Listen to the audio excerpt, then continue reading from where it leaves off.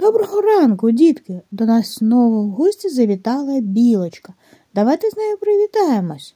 Доброго ранку, Білочко! Доброго ранку, дітки! Я хочу вас знову запросити до лісу. Дітки, а давайте ми з вами пригадаємо, що росте у лісі.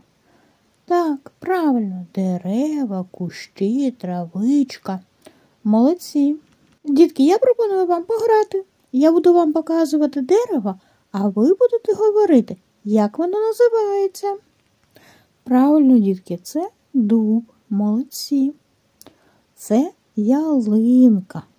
Розумнички. А це, вірно, берізка. А це дерево як називається? Правильно, каштан. А це горобина. Молодці. Клен, вірно. А це дерево? Правильно, липа. Молодці, ви знаєте назву усіх дерев, які ростуть у лісі. Дітки, ліс складається із частин.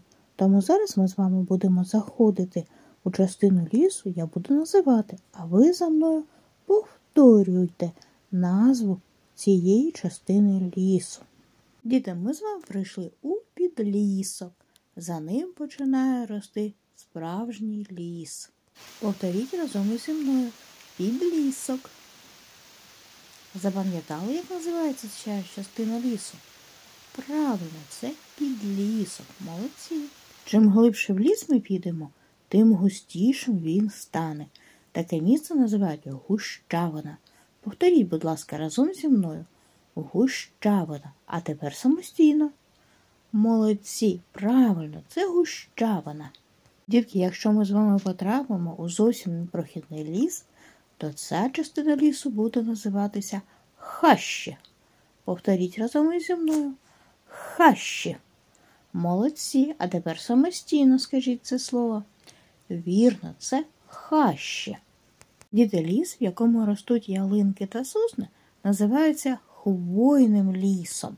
Повторіть, будь ласка, назву. Який це ліс? Правильно, хвойний ліс. Молодці. Діти, там, де ростуть берези, дуби та інші дерева, називаються листяні ліси. Як називається такий ліс? Правильно, листяний ліс. Діти, ліс, в якому ростуть і хвойні дерева, і листяні дерева, називається мішаний ліс. Повторіть, мішаний ліс. Молодці, розумнички.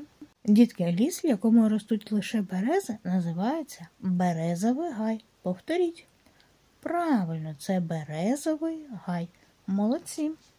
А ліс, в якому ростуть лише дуби, називається діброва. Повторіть. Разом зі мною. Правильно, це діброва. Молодці. Дітки, подивіться на зображення і скажіть, які ліси ви бачите? Так, правильно, березовий гай та хвойний ліс. Молодці. Дітки, а навчіть мене, будь ласка, складати речення з новими словами. Дітки, давайте навчимо Білочку.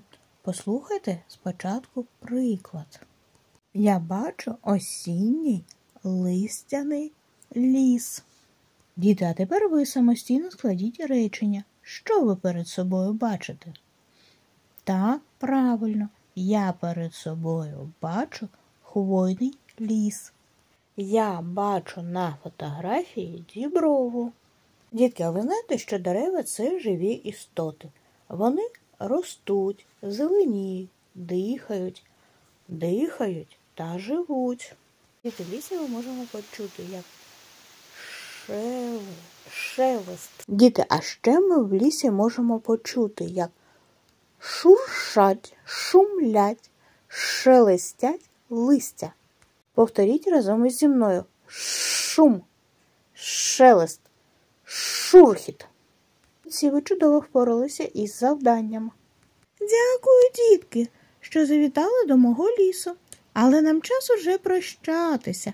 До побачення, до скорих зустрічей. Дітки, а скажіть, будь ласка, у кого в гостях ми з вами були? Так, правильно, у Білочки. А де ми були в гостях?